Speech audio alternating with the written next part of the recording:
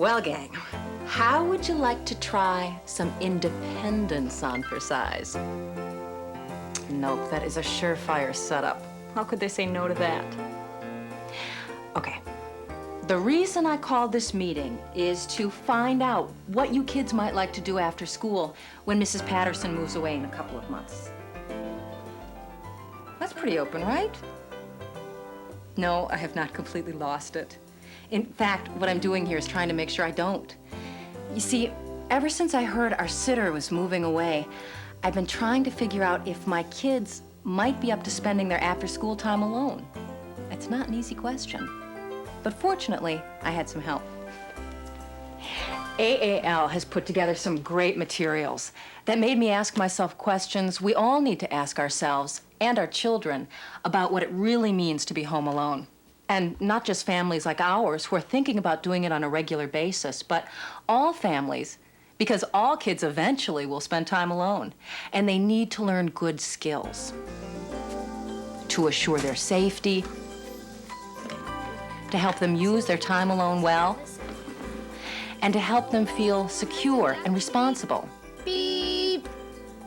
As parents, we need to prepare to check out our neighborhoods, our homes, and of course, our children. Before I even mentioned it to my kids, I took a lot of time to scope out whether or not time alone was right for each of them. It's not just an age thing, you know, it's about, well, maturity. Being able to be safe, being able to use time alone well, and not feel bored or sad or angry. So I took a long look at my kids and the way they usually act and react, and realized, for one thing, that leaving one in charge of the other was a lousy idea. But finally, I decided they were ready, at least to give it a try. So I started planning, making sure that other vital conditions were right too, like resources, carpooling, and home safety. The last thing I want to come home to is something like this. Well, it does happen, you know. And even if we're not talking about the most dangerous extremes, we parents need to know that our kids are happy and secure and spending positive time alone. Big party. But first, I have to ask my kids about it in a way that lets them tell me their true feelings. That's what I was rehearsing when you came in. Honey, I'm home. And now you get to see me try it out on those characters. Hey, did you have a good game, kids? We brutalized the dads. Yeah. Ooh, poor dads. Poor old me, starving to death. Oh, now if I feed you, will you have the strength to discuss an idea I've been thinking about? If it's a good one, right, Mighty Matt? Come on, let's go have some lunch. We got cheese, we got peanut butter, we got turkey.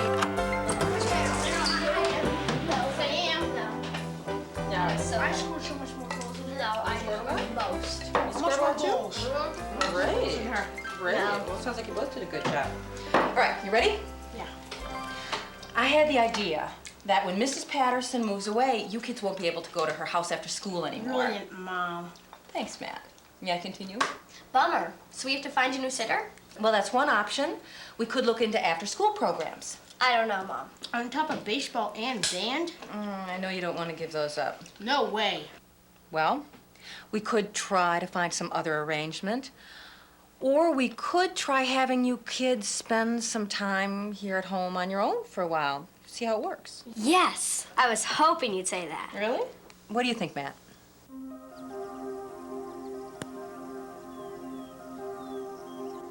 Well, how'll I get to practice? Well, we can arrange a carpool for that. So let's just leave the practical stuff for now and talk about how you feel. Well, she doesn't get to boss me around. I'm gonna tell on you, young man. Absolutely not. You are both responsible for your very own selves. All right. And 10 zillion rules and chores. Water plants?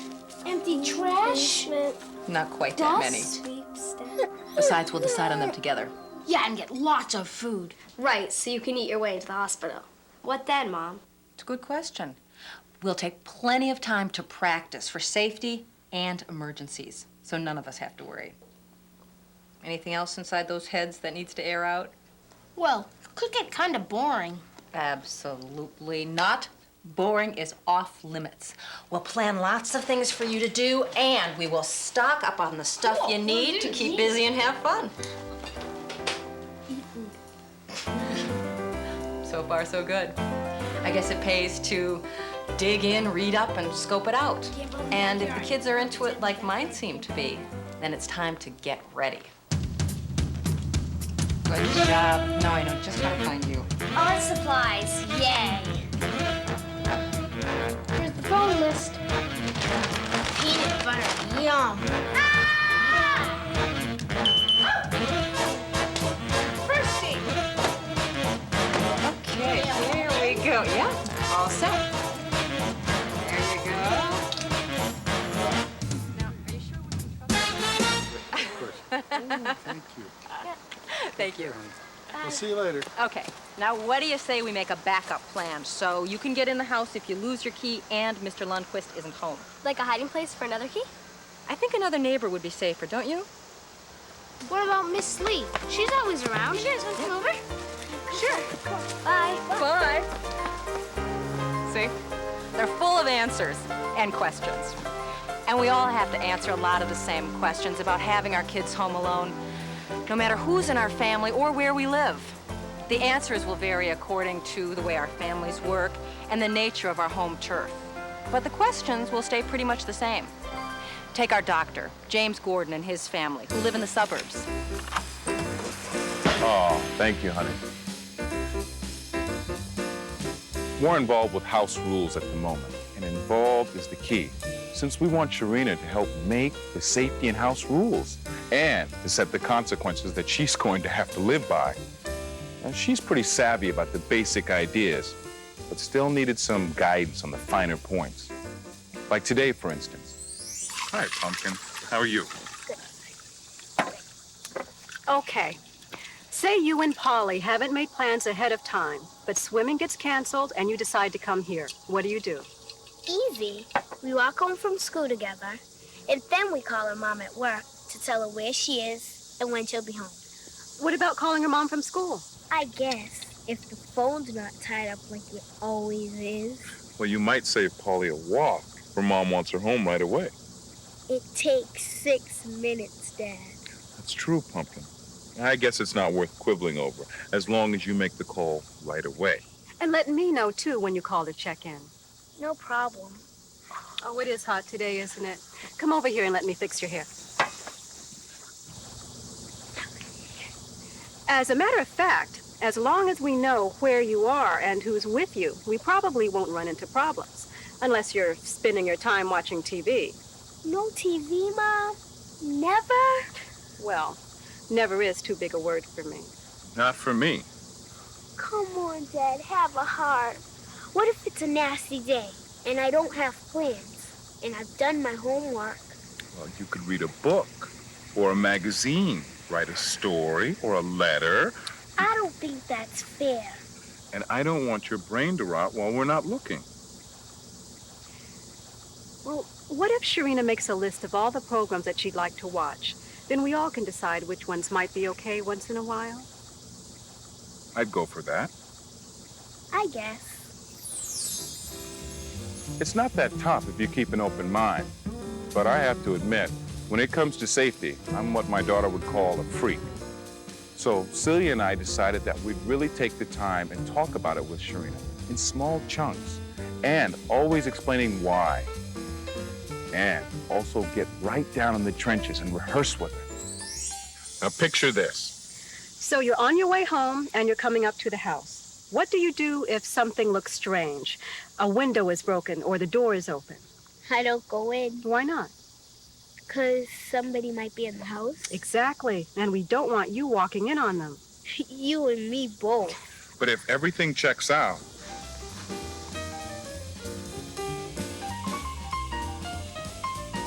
you go inside.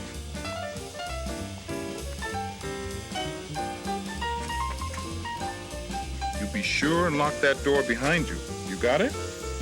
In case someone might be following me. That's right. And if someone unexpected comes up and rings the doorbell, What do you do? Keep it locked while I talk to them. No matter what. Who is it? Oh, I'm a friend of your father's. Can you let me in? No, I can't. Do you know why? Because if they're up to no good and the door's open even a crack, they could push on it and force their way in and gobble me up. That's right. Even if they say your mom is dying in the street somewhere, don't open that door. What if they say it's my dad? Well, no. Seriously, Sharina. Unless we've told you who to expect and when, you don't open that door. Got it? But what if it really sounds like an emergency? Then you offer to call 911 for them, or suggest that they call from a payphone in the square. And whatever you do, never let a person at the door know you're alone. Same thing if the phone rings. Right, because they could come around later and catch you off guard. So what am I supposed to do? Try and scare them off by saying, "Excuse me, sir, will I get my big, mean, macho daddy?" That's not bad for starters. Get serious, Dad. I am serious, baby. Where are we going? To try it out. Now let's pretend you're home alone and the doorbell rings.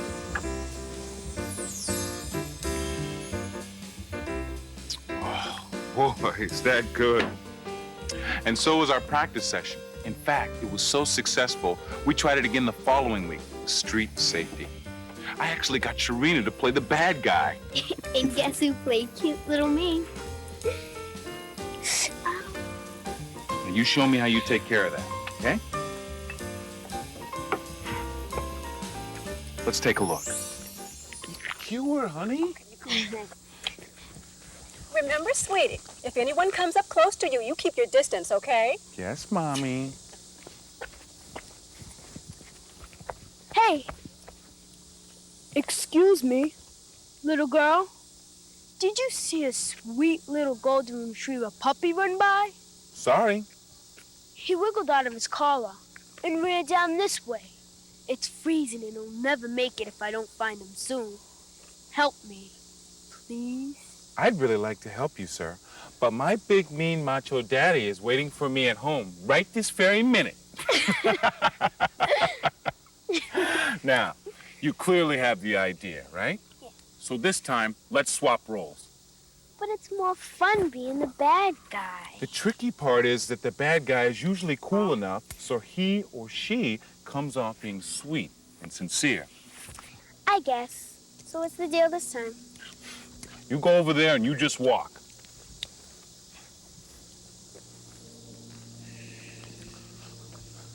Are you Sharina Gordon of 25 Aspen Street?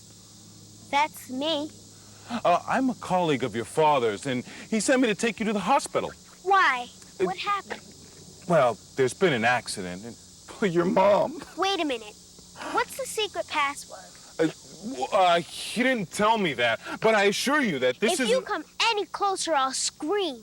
And my mom's waiting for me just inside that door, and she'll call the cops. Yes!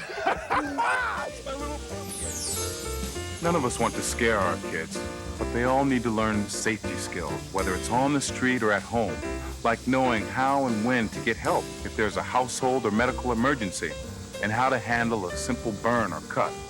Good job, honey. But that's not the whole picture. We all want our kids to enjoy their time away from us.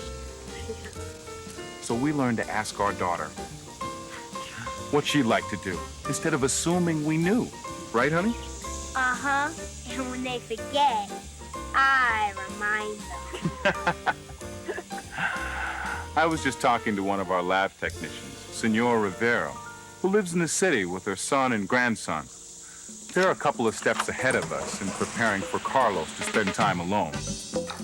Bueno, mijo. We just want to make sure we're together about a couple of things. Gracias, Mama. Sure, like what? Tell us exactly what happens when you come home from school. Okay. I lock the door, hang up my jacket and key, call you, change my clothes, feed Zapata, and stuff my face with good things to eat. Excelente. And then? And then I get to do any of the other things on our list. Sí, señor. And when you have football? Soccer, please, abuela. Sí, soccer. I'll do my homework first. Muy bien. And are we agreed about friends coming home?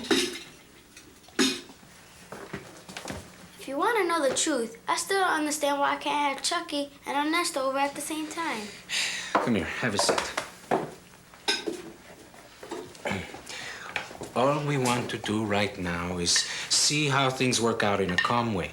Then if things go all right, maybe we can make some changes. De acuerdo? Okay.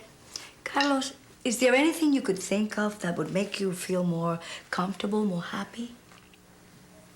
Nope, I'm all set. I got supplies, I got phone numbers, I have plenty of good things to eat. And of course, I got my music.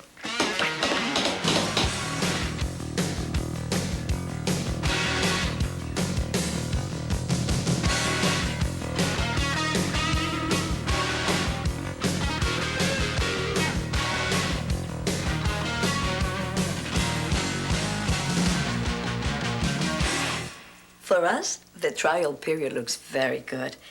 But the most important thing is that Carlos seems to have fun. And he shows he feels good about taking responsibility. And we make certain that he knows we're always close to him by showing him our interest, by asking him questions about his time alone, what he needs, what he feels, what he does not like. And we watch carefully for signs that tell us what he does not say out loud. We make sure we encourage him and we praise him for the good things he does. Am I leaving anything out? James? Well, we found that talking with people who see Sharina when we're not around is another good way to keep in touch with how she's doing.